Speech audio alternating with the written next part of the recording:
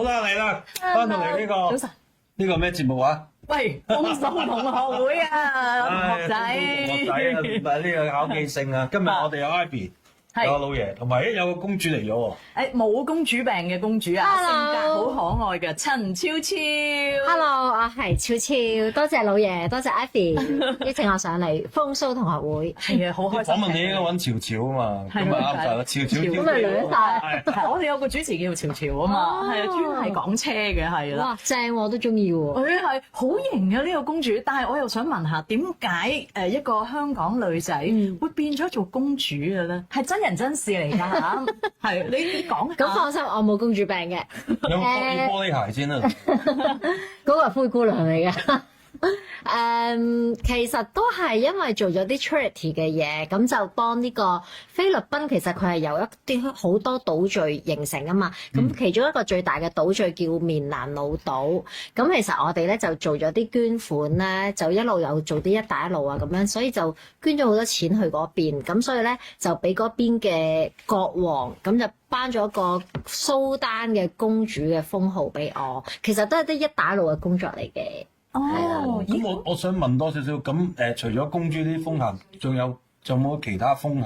有㗎，譬如啲拿督啊嗰啲咯，拿督啊啲係啦親王啊咁樣咯，公主啊。咁佢封俾你嗰個儀式係點樣？即係其實都比較簡單啲嘅。其實當其時其實係佢哋嘅一個國王啦，或者我哋叫領袖啦，咁就嚟咗香港，咁就喺一個地方嗰度就一個頒，即係一個頒贈式，係啦。咁其實香港除咗我，仲有其中舊年好似阿阮瓊丹都有得到呢個公主嘅一個 title 嘅，係啦。咁以後你個卡片真係可以平時嗰啲博士嗰啲括住公主咁。係一個封號嚟嘅。佢全國封號係我記得係叫做蘇丹棉蘭老島。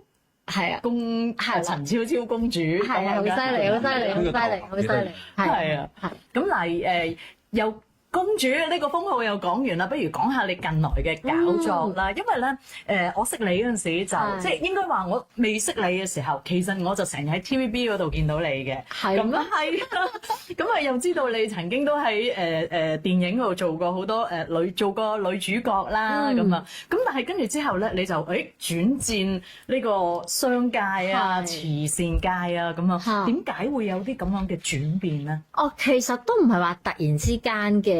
其實我真係拍嘢拍咗好耐啊！我17歲已經拍咗幾十個廣告，咁啊入 TVB， 跟住喺 TVB 就都拍咗好多電視劇啦，但係就都冇擔正嘅。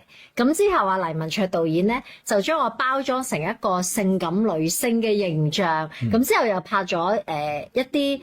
其實係一開始係拍咗 Penthouse 嘅封面，係 nude 嘅，咁但係冇露點嘅，就一啲好即係先好睇。係啊，咁跟住就變成一個。我有㗎，我收埋會俾你睇。或者裱起佢有個相。咁咧就跟住跟住開始就好多電影揾我啦。咁跟住就做咗幾套電影嘅女主角，包括人頭豆腐湯啊、砵蘭街馬王啊，同埋一套電視電影。當其時好興嗰啲叫電視電影啊嘛。我睇呢啲相嘛，7日。係啊。好急就拍得嗰啲。係啊，嗰啲好急嗰啲拍咗幾廿部啊。咁但係我有一部電視電影咧拍咗1個月，就大製作嚟嘅。咁啊，都幾百萬，即係電視電影我拍咗幾百萬。咁嗰套叫做《天師捉妖》喺大陸好紅嘅，咁所以喺大陸又接咗好多登台。咁跟住之後，其實點解會突然間停咗咧？其實因為都覺得自己原來喺呢行都差唔多有10幾年啦。咁我阿爸就其實想我翻去睇住檔生意，幾樣嘢啦。咁當其時係嘛？唔係嗰陣我阿爸做廠嘅，咁就翻去幫佢睇住盤生意啊咁樣啦。咁同埋當其時拍拖嘅男朋友又唔係咁中意我做呢行啦，即係覺得係拋頭露面啊咁跟住就突然間我就停晒啦，完全改晒電話，咁就專心做生意啦。咁就一路就呢10幾年都係即係比較減少喺幕前嘅出現咯。直至舊年阿黎文卓咧就揾我做咗舞台劇，咁開始又多咗喺幕前啦咁咯。我講咗好多一個生命咁講啦，不過呢度嘅10幾20年。係喺度10幾20年咗。個初心講翻，你嗰批廣告未入行，即係未入啲娛樂圈嗰行做廣告，有邊個廣告你好深刻？哦，其實真係好多喎，不如講翻反而係第一個廣告咯。我第一個廣告咧就係拍阿曾志偉呢個菊花牌七友，菊花牌乳膠漆，唔知大家記唔記得咧？就有幾個女仔咧，阿曾志偉喺度游七友，就有幾個女仔喺度游泳。咁其實我就係嗰幾個女仔其中一個。係。你有冇 keep 翻呢個片段㗎嘛？其實而家 YouTube 有嘅，我啲廣告有。係咩啊？我唔知啊，我而家其實陸陸續續都揾翻晒以前呢啲講翻都有25、26年前嘅嘢啦。咁啊，有拍過菊花牌七友啊，仲有一個好印象難忘咧，就係同阿千億新抱徐子淇。徐子淇當其時我17歲，佢14歲，咁我哋就拍呢個樂兒雅衛生巾嘅。咁但係佢已經好高，因為佢14歲已經好高好靚啦。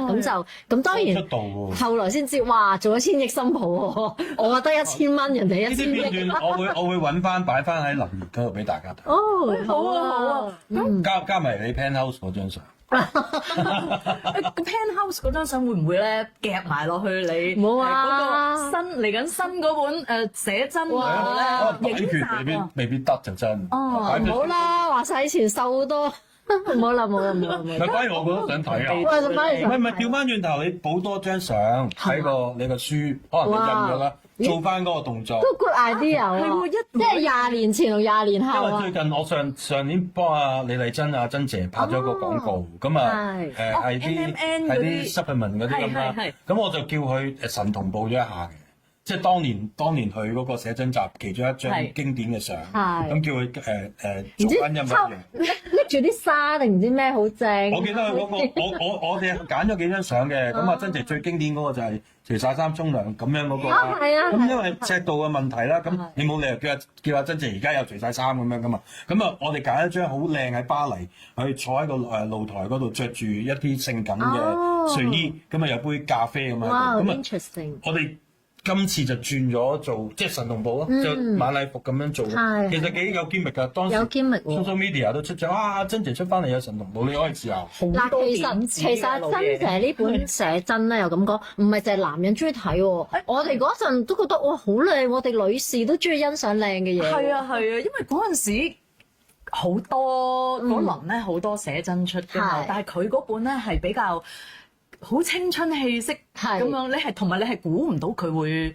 有。同埋嗰陣我記得同佢一齊夾錢買嘅嘢，哇！好慘，好貴㗎，而家炒價啦幾萬蚊。而家我今年都會出本寫真喎。咁你攞去買定先嗱，簽定名，然之後我哋要保存得好好哋，跟住就好快有得炒。咁你講開影相，你講開影相，當年影相，咁你面對好多鏡頭啦、still 啊、廣告啊呢啲打到靚靚燈啦，咁。而家呢一輯相同嗰個有咁多年，即係有咩唔同咧？嗱，講真，你始終真係一個40幾歲嘅女人，係同20幾歲，你始終啲身形咧真係會唔同嘅。其實以前真係食極都唔肥噶嘛，但係而家係飲啖水都肥噶嘛。咁真係要特登為咗本書咧去 keep 嘅。其實以前我哋拍廣告邊度使特登 keep？即係你20幾歲，你點都唔會肥嘅，你日飲可樂都唔會肥嘅，但係而家就真係要 keep 咯。譬如真係會為一本書，可能呢個月會成個月都唔食澱粉質啊，見到啲甜嘢又盡量唔食。其實我好鬼中意食澱粉質同甜嘢噶嘛。你估好似 Ivy 咁啊，真係咁 fit 咩？即係始終都會有啲係肥噶嘛。我唔食嘅原因，我係因為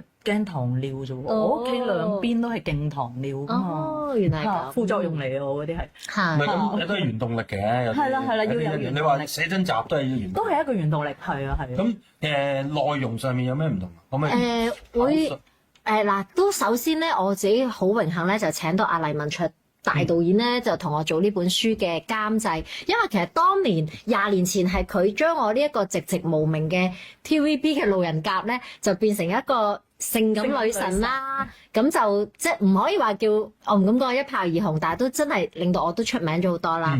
咁都可以話係我演藝上一個伯樂。咁而家事隔25年啦，我又揾翻佢，我話想出翻嚟幕前拍嘢喎。咁跟住黎文卓話：嘿，影輯相啦，記錄翻一個美好嘅時刻啦咁樣。咁但係咧，我哋就唔會話淨係純粹賣弄性感嘅。其實成本書會好似一個電影咁咁樣，即係會有過去、現在。我頭先偷仔咗少少，好仙氣。好仙氣，係多謝你形容。我哋會有旗袍嘅，亦都會有啲好仙氣嘅吊帶白色裙仔啊。咁其實我嚟緊咧就要去柬埔寨吳哥窟嗰度咧，就要去影呢個世界嘅7大奇景。柬埔寨即係簡直係你地頭啦！你到時你去到你中意點影都得啦，最後封晒嗰啲地方俾你影都得噶咯，因為你喺柬埔寨嗰度有梯圖噶嘛。有少少啦。咁但係我哋今次會揀咗呢個世界7大奇景嘅吳哥窟嘅，因為以前大家唔知有冇睇過《盜墓者羅拉》啦，咁所以我哋會去翻嗰度會影一啲呢個古國。哇，